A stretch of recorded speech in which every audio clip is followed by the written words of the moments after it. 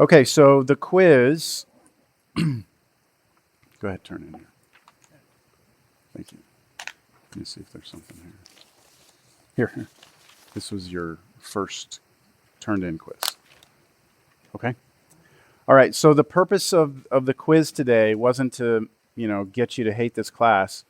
It was really to give you an idea, kind of like where we are, what the expectation level is. So we've covered all this material. You've had homework on this material.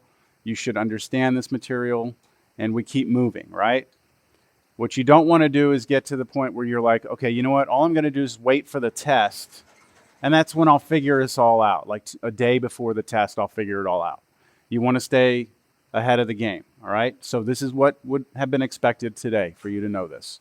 I know I kind of threw you off by just coming into a quiz, but it's also to try and get you used to the idea of a test, just so you get that anxiety, because a lot of it a lot of students have trouble with math because they get real anxious when it's like, okay, now it's just me.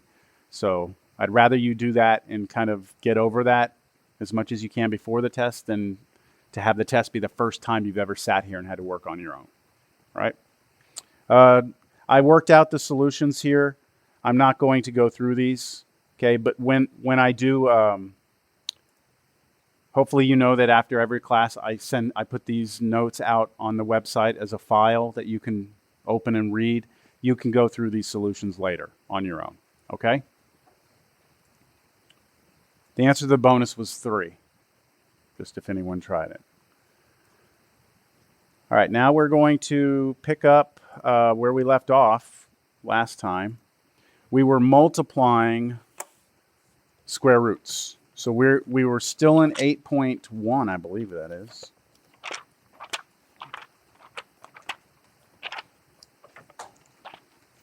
No, we're in 8.2, sorry. 8.2.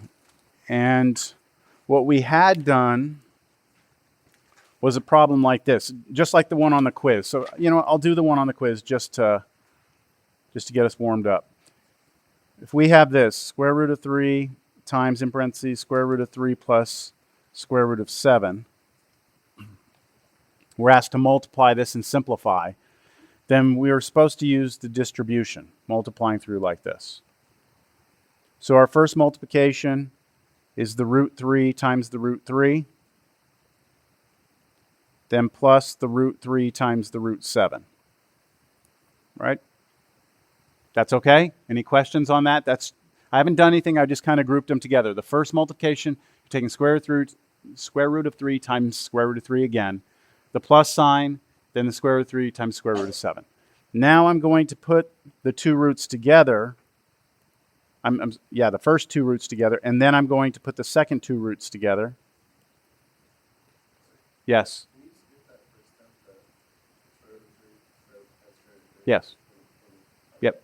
If you multiply that first one in your head and already know that the answer is 3, you don't have to show all that.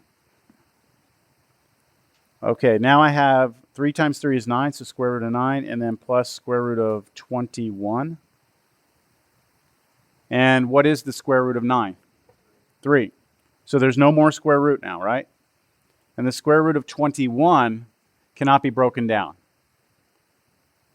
So you're here. That's it. That's what we did last time, okay? There was 1 or 2 homework problems like this also. So today we're going to kind of extend on that a little bit, and we're going to continue with another example. But look at this. Look at how this one's going to be slightly different. How about if we do something like parentheses square root 2 minus 3 square root 7, close parentheses, square root 3 plus 2 square root 7.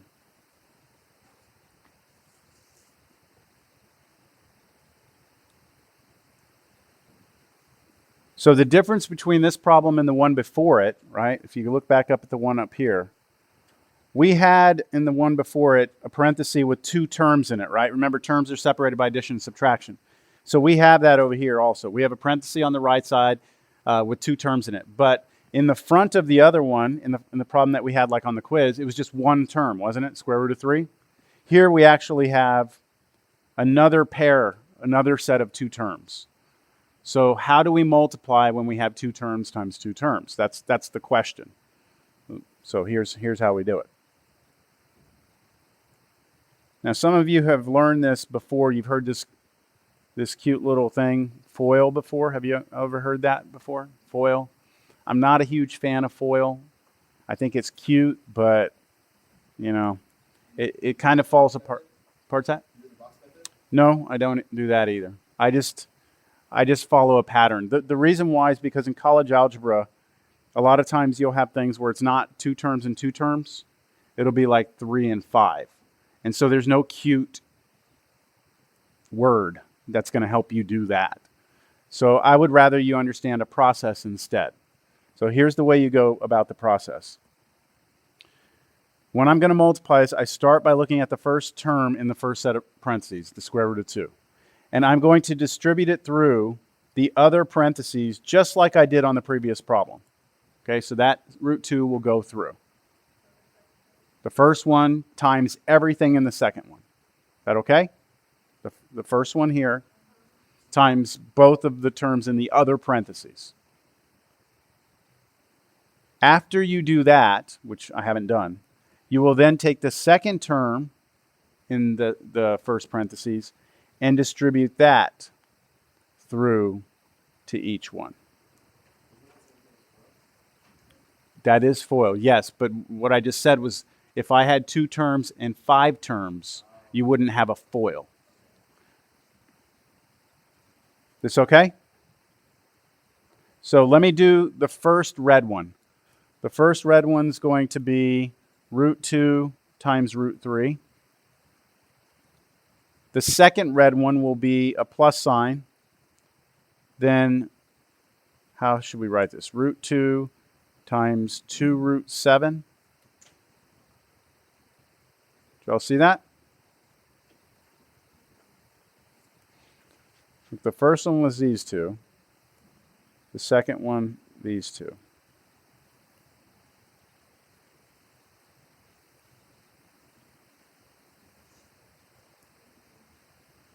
That okay? Crickets. Crickets. Huh? What negative? I'm about to do that now that I'm going to start the See, now I've already done the root 2 in the front. I've already done them through to both, right? Now I'm going to work with the second one, which is the negative 3 root 7. That's where the negative is going to come in here.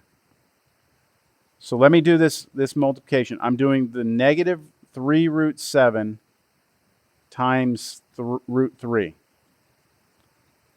So I'm going to have a negative 3 root 7 times square root of 3. Is that all right? Okay. The last one, negative root 3 times negative 3 root 7 times positive 2 root 7. So I'm going to go negative 3 root 7 times positive 2 root 7.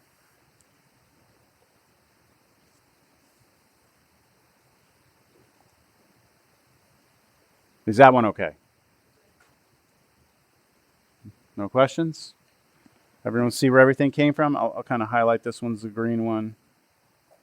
The purple I putting underneath, because if I put it on top, it's just going to look real dark and you won't be able to read it. Okay, now what I need to do is actually multiply these all out. So this is root 6 plus 2 root 14 minus 3 root 21 minus 6 root 49. So how did I do that? Where did the root 6 come from? 2 times 3 is 6, right? And they're both under the root, so I put them together.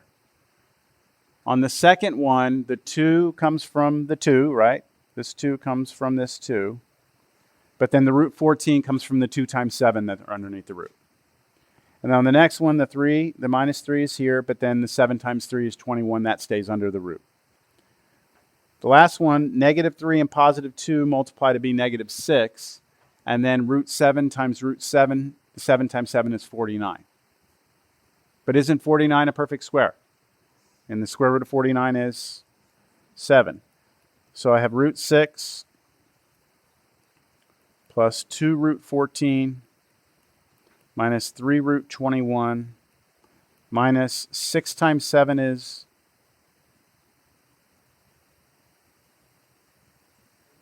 42. Yeah. Now this is my final answer because I cannot break down 14. The only way to break down 14 is 2 and 7, and neither one of those are perfect squares. The only way to break down 21 is 3 and 7, and those aren't perfect squares. You can't put any of those roots together. Why not? They're not the same underneath. What's underneath has to be the same, so you can't. Because it's addition and subtraction. So this is your answer. That's right. Okay, so this right here, square root of 49, that's 7. And then it's 6 times 7, which gives us the 42. No more roots. All right, let's try another one. I think I'll start a new page here. Now, I'm going to put something before I do this one. Recall that whenever you say something like this, x squared, doesn't that mean x times x? That's what it means to square something, right? Okay, keep that in mind. So here's what I'd like for us to do. Multiply and simplify this. 6 minus 11 square root of 3 squared.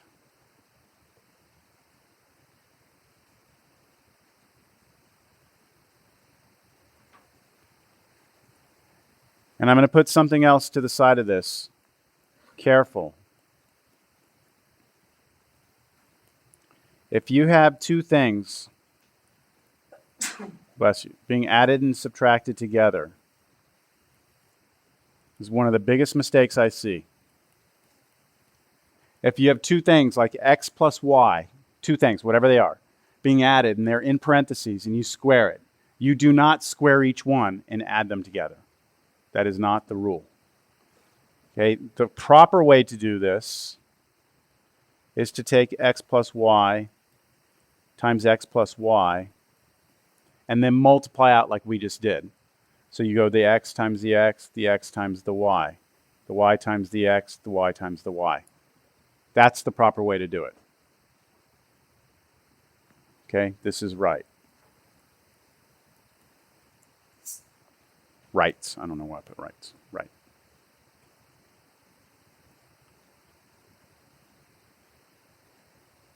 Let me show you an example real quick. This is something I see a lot. Let's say I put 3 plus 2 squared. What is 3 plus 2? 5. So isn't this 5 squared? What's 5 squared? 25. Does everyone agree that that looks good? What if you had done this, though?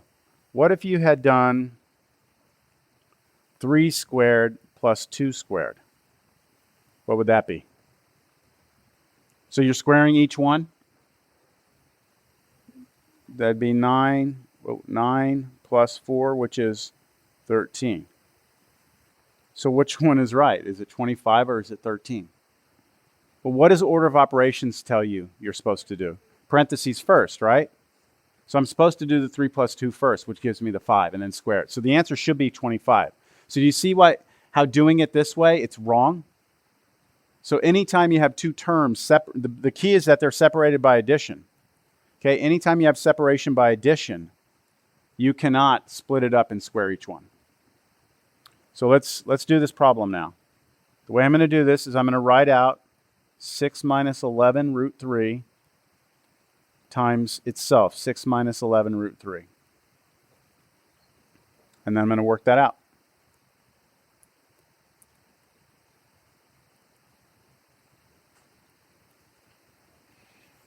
So let's draw some arrows here. I'm not going to get all color-coded again, okay? I'm just going to draw these little lines.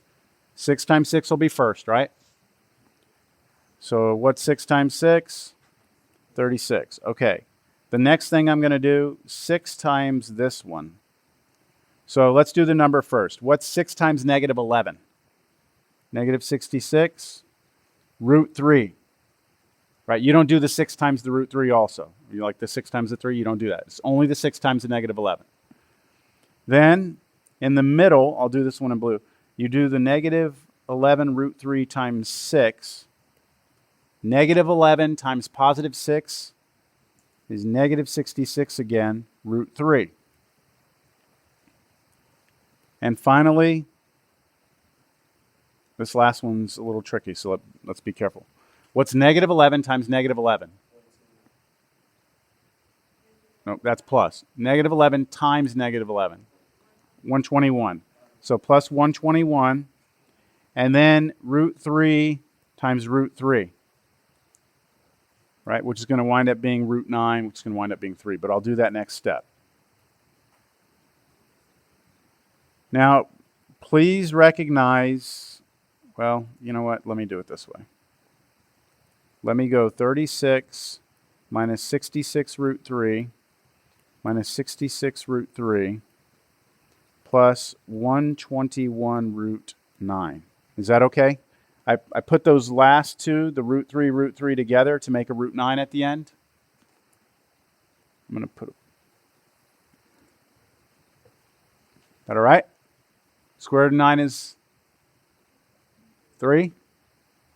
So I have 36 minus 66 root 3 minus 66 root 3 plus 121 times 3. 363. Isn't the number in front, in the back, and in the back, they're just numbers, right? 36 plus 363. So you can just add those two numbers together and you get what? 399 minus 66 root 3 minus 66 root 3. I'm missing one thing. There's one more thing I can do here. Good. Good. These two can come together. The reason why is because they have the exact same root, right? Remember? If they have the same root and there's addition and subtraction, you can combine them. And what you do is you focus on the numbers in front. So what's negative 66? Take away 66. Negative 132. So I have my 399, then negative 132 root 3. That's the answer. This is a good sort of test problem because there's a lot going on here, right? There's steps, but there's lots of different properties you have to know. Okay, that's going to do it for multiplication.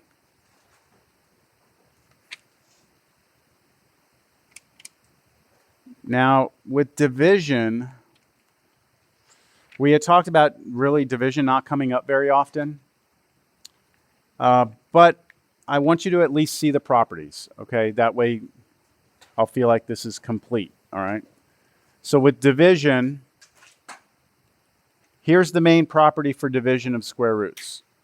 The square root of A divided by the square root of B equals the square root of A divided by B.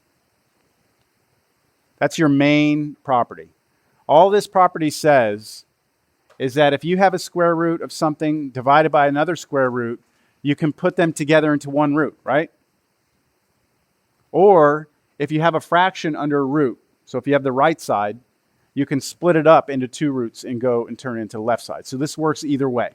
So I'm going to put an arrow down here. It either works that way or that way. It's up to you depending on the problem. So here's your first example. I'll put it right next to this. Let's simplify square root of 50 over square root of 2. You could go and try and break 50 down and see what it is. Try and simplify that way. Or you can use this property.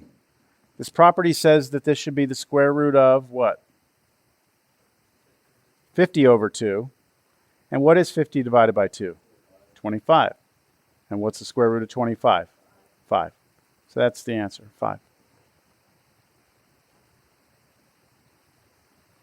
So the square root of 50 divided by the square root of 2 is 5. I'm just illustrating that property. That's it. Okay, how about this? How about the square root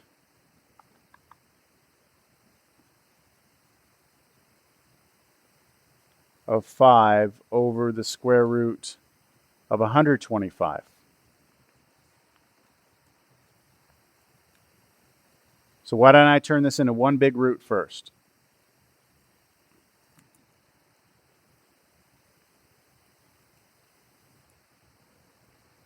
That's okay? That's just the property. Now 5 over 125. 125 doesn't go into 5, right? But this is a fraction, and fractions can reduce if you can find a number that goes into both. So what number goes into both 5 and 125, right? So I'm going to reduce the fraction on the inside. 5 goes into 5 one time. How many times does 5 go into 125? 25 times. 25, 5 quarters, right, is $1.25? I don't know, that's one way to look at it.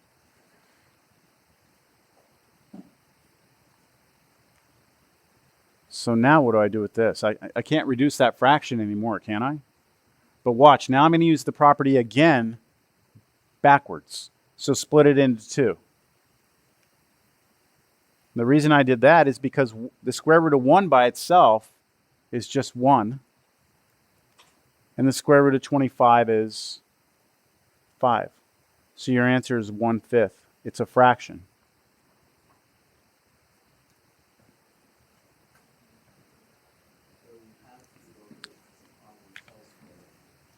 You might have to, yes. And those are things that you just, you may get to this point right here and not see that if you split it into 2, it becomes easier.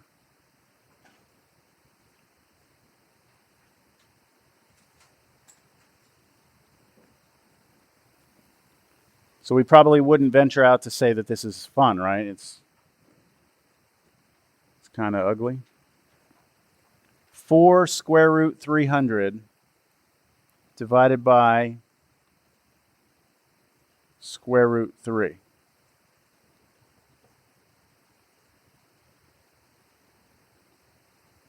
What do you think?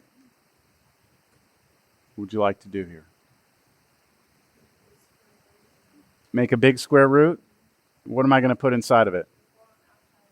4 on the outside, good. And then a big square root, 300 over 3? Is that what you meant? Okay, that works. That is correct. 300 divided by 3 is 100. And then 4 root 100. Root 100 is what? That's half. Careful. 4 times 10. 4 times 10 is 40.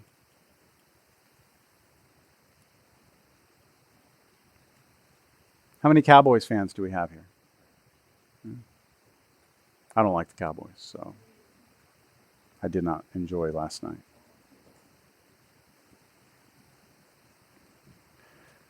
Let's see. We still need a couple of more here so you can do your homework, handle your homework okay. This one's going to look real bad, all right? So just see how it goes. Square root 24 x to the 7th. Now, we've done that problem, something like that before, haven't we? Like I give you that, and you say, okay, the 24, I'm going to split it up. You say x is 7. How many times does 2 go into 7? How many are left over? We've done that by itself. But now, watch. Over square root of 8x to the 5th.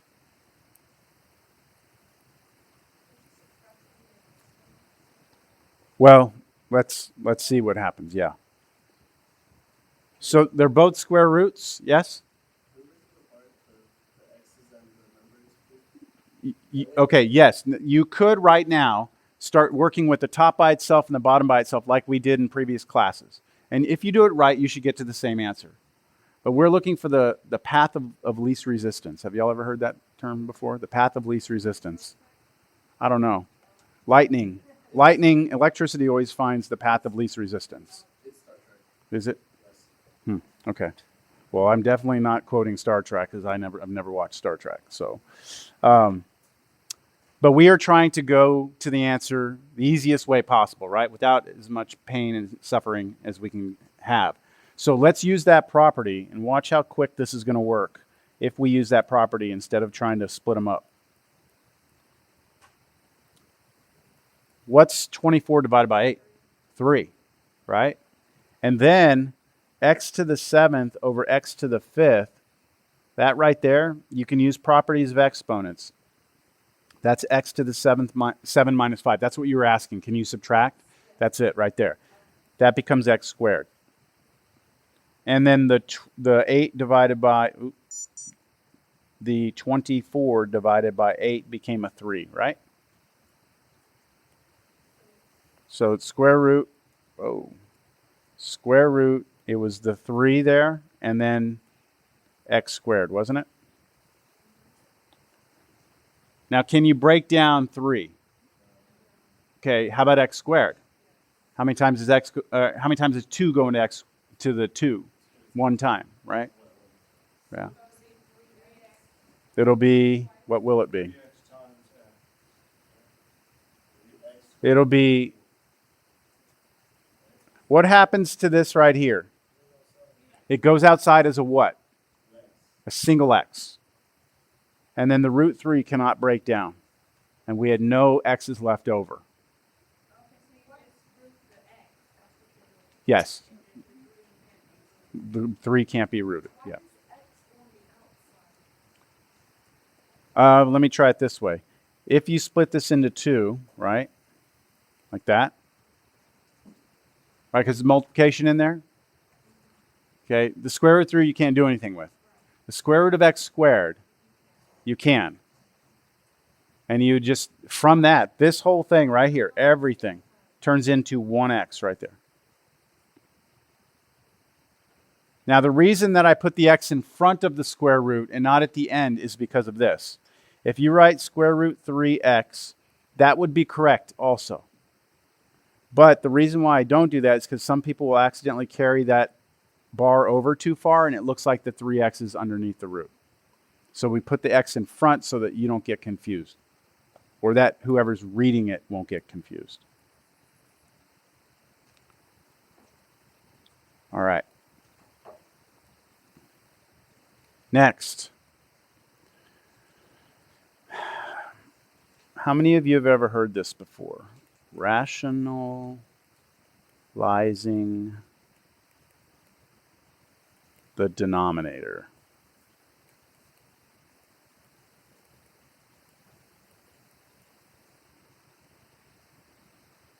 Anyone ever heard of this before? Rationalizing a denominator? No? Okay, let me show it to you and then you might remember. Okay, I'm just going to start with an example. Oh, wait, maybe I should tell you what the idea is here. The idea is that no answer should ever have a square root symbol in the denominator.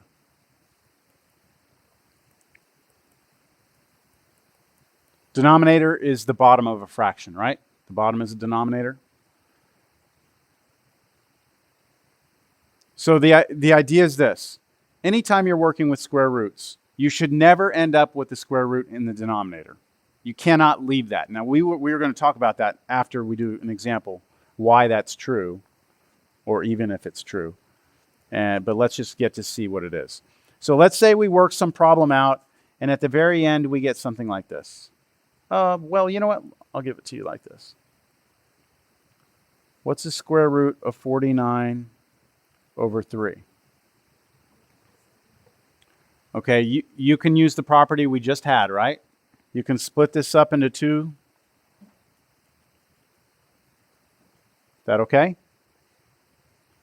What's the square root of 49?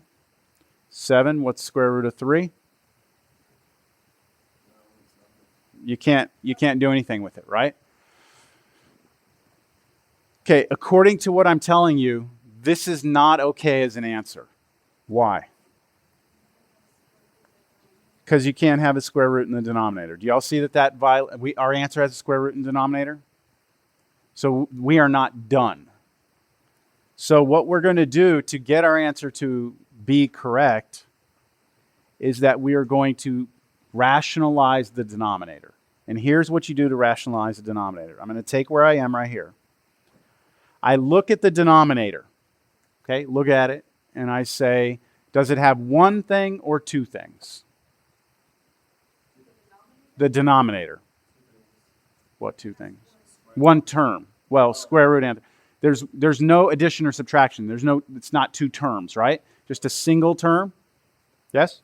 Square root of 3. Single term. If you have a single term, all you're going to do is come in here and multiply both the top and the bottom of this fraction by what you see. Square root of 3. Square root of 3. Yeah. Okay, if single term in denominator multiply top and bottom by what you see. Or I should say by what? How do you want me to say it? By denominator. Okay? So square root of 3 on top and bottom. Now what happens here is this. On the top, 7 times root 3 you can't do anything to.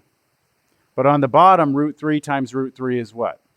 Square root of 9, isn't it? Because 3 times 3. And then what's square root of 9? 3. 7 root 3 over 3.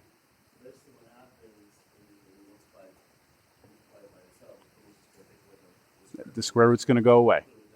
That's right. That's right. Now, does everyone understand what the method was? Okay, let's look at one more example of this. What if I put 1 divided by the square root of 2? Is that acceptable as an answer? No. So what am I supposed to do here? By square root of 2. Now, over 2. Now, does everyone agree here that root 2 over root 2 is really 1? Right? Square root 2 over square root 2 is 1. Anything over itself is 1, isn't it? Except 0. Then multiplying anything by 1 doesn't change it, does it? Like if I say take the number 10, multiply by 1, it's still 10. Take the number pi, multiply by 1, it's still pi. Take 1 divided by the square root of 2, multiply by 1, and it's still 1 over square root of 2, isn't it? It's just going to look different. So let's multiply it out and see what we get. On the top, 1 times root 2 is just root 2, isn't it? On the bottom, root 2 times root 2 is really root 4, which is just going to be a 2. Now, since all of you have your phones, not calculators, break out your phone, and I'd like for you to do something on your phone. So let's just do this. Whoever's got their phone, these tables right here, okay, these tables right here, from here over, you do 1 divided by square root of 2 on your calculators. And everyone over here, do square root of 2 divided by 2 on your calculators. And let's compare our answers. Now you're doing 1 divided by root 2. So this part of the room over here is yellow, and then over here, that is doing this one. You don't have a square root? Turn your phone sideways. It might turn into a scientific. No? Okay. Does anyone have a square root feature on theirs? Yes? Okay. All right. So we'll just take answers. No? Time to get a better calculator. You've got something? Okay. So you were doing this one right here, root 2 over 2. And you're getting 0.707 something, right? Okay. Anyone else over here get the same thing? Well, you're doing 1 divided by square root of 2. And if you can't figure it out, it's okay. I got it. For 1 divided by square root of 2, I got 1.4. 1 divided by the square root of 2? So how did you do that? How did you type it in? Okay, yeah, all right. So try this. Do the square root of 2 first. Okay? What is that? Okay. Now write that down. 1 point whatever it is. Just a couple of digits. 1.4. That's square root of 2, right? Now on your calculator, start over, clear it out. Do 1 divided by that. I guess not. No. 0.707, right? The idea is this. Both of those should give you the same answers. Regardless of if you do this one or that one, there's the same number, okay? You all right with that?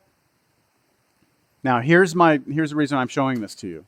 Because when I was a student, I was told you can never have an answer that has a square root in the denominator. That's what they said, and that's what I'm telling you today. And I always ask myself, well, why? Why not? They're the same answer, aren't they? So why can't I have a square root in a denominator? Well, I looked into it a little more. As you might suspect, being a math person, I'd like to know why that's true. And it turns out to be a pretty ridiculous story, all right? Here's the story behind it. Before calculators, people like, let's say people from 60 years old and older, okay, anyone that you know that's like 60 and older right now, probably used what are called slide rules in class to calculate complicated things. Has anyone ever heard of a slide rule before? They didn't have freaking calculators. They couldn't just pull their phone out and take square root of 2. So what they did is their books had tables in them, something like this. The book would have square root of 2 is approximately 1.414, okay? And their book would have square root of 3 is approximately, and it would have all the common square roots that they're going to run into. So if they ever had a problem that had square root of 2, they'd go to the table in the book. Got it? You with me on that? Now, let's say a student that's 60, 70, 80 years ago now is asked to do this problem. 1 over the square root of 2. And I told you, we can't have that, right? Not supposed to have this. Let's look at what a student back a long time ago would have to do this problem. They would have to do this. This is the same as doing 1 divided by. Now go to their little table out of their book. What are they dividing it by? 1.414. Now let's go back to old school division, like when you were first taught division. The thing on top is what goes in the box, right?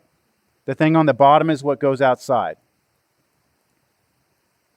Right? Like if I'm taking the number 13 and dividing it by 5, that really means taking 13 and putting 5 here and saying, how many times does 5 go into 13, right? And you would go, what, like 2? Are y'all following me on this? Okay, so now, how are you going to do 1.414 into 1? You would have to do a decimal and make that a 10 and then bring your decimal up. And now you're saying, how many times does 1.414 go into 10? How many times does 1.414 go into 10? It goes in some 10. Well, that's why I put the 0. That's the way you do division. If it doesn't go into the first number, you move to the next one.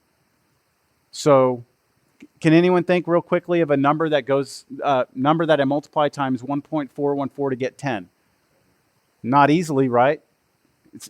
It's actually 7. But okay. But do you see how this is kind of challenging? Kind of?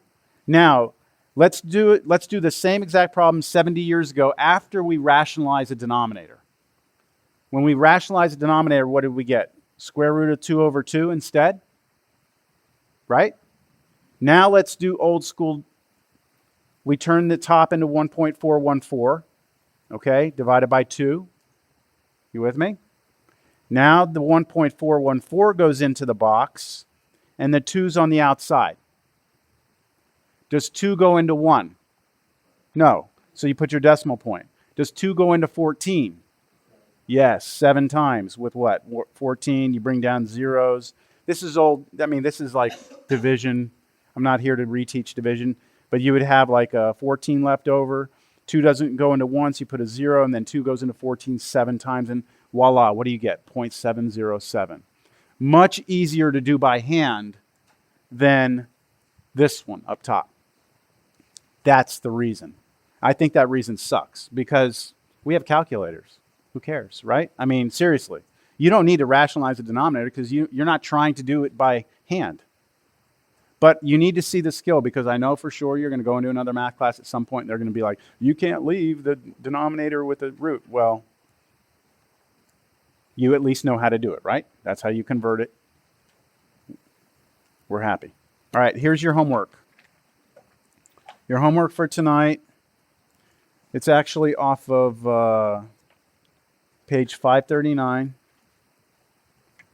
You should do number 47, number 51, number 53,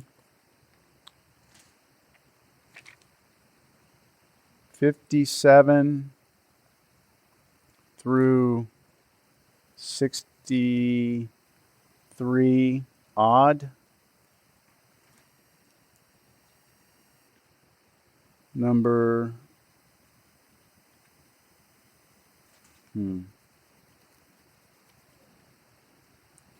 69 and 73.